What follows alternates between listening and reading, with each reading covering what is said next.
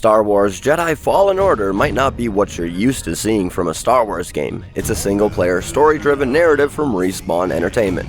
Now this is their first Star Wars game and there's a lot to cover, so let's get this review started.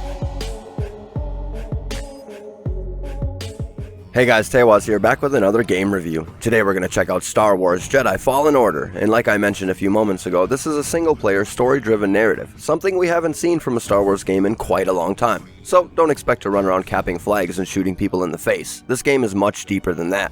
Without spoiling too much of the game, if you haven't played it yet, the story takes place after the execution of the now infamous Order 66 in Episode 3 Revenge of the Sith. During the execution of the Order, your character Cal Kestis is a young padawan in training to become a Jedi Knight. You manage to survive the initial attack and escape into hiding.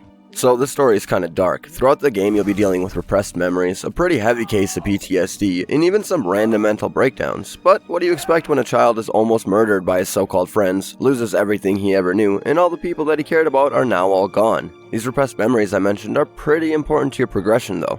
Throughout your travels, and while exploring the different planets, you'll encounter echoes. Echoes are items that are infused with the memories of past events.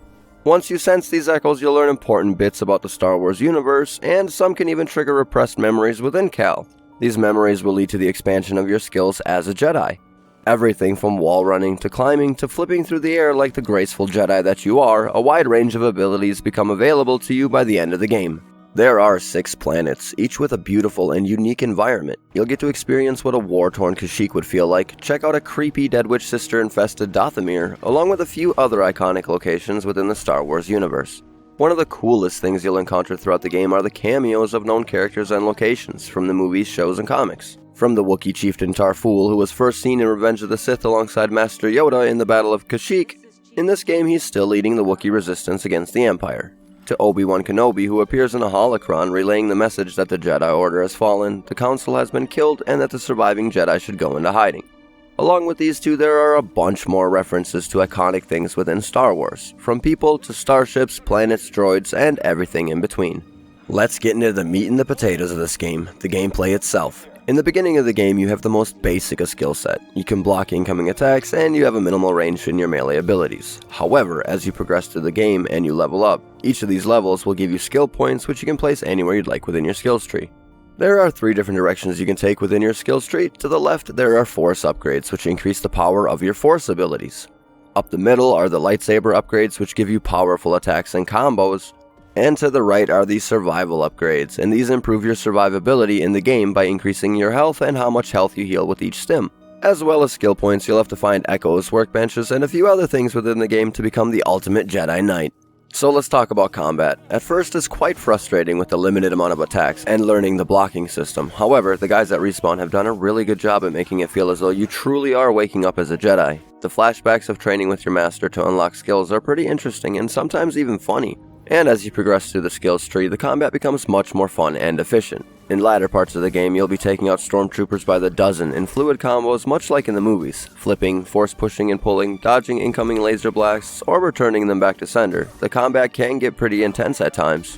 One of the most fun and most frustrating parts of Jedi Fallen Order are the puzzles. This game plays sorta like God of War, with many 3D puzzles requiring you to find new and often interesting ways to get to your destination.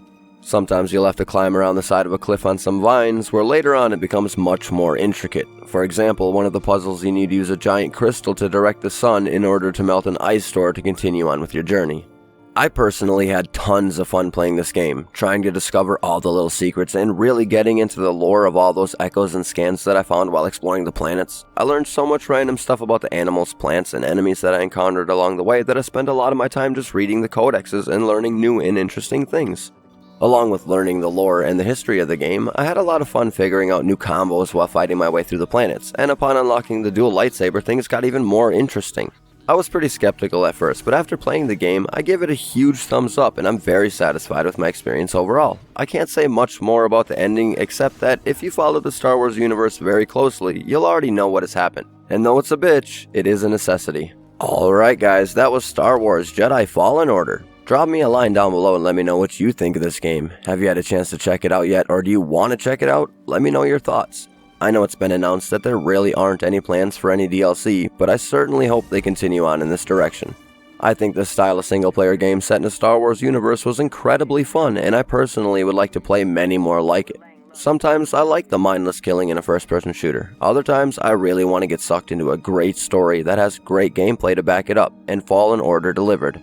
So once again, let me know your thoughts, and with that being said, I'm going to get out of here and get to work on something else. Have a great rest of your day or night, depending where and when you're watching this, and I hope to see you in the next one. Later!